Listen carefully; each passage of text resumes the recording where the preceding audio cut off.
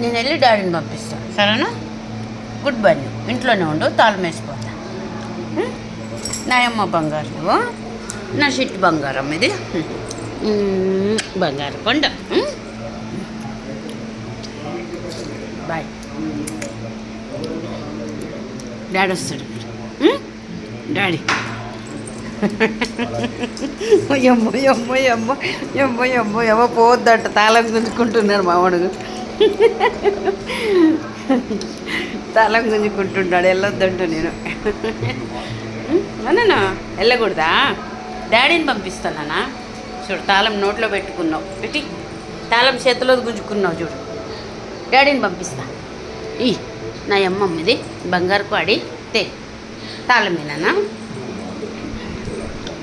తాళమేనా?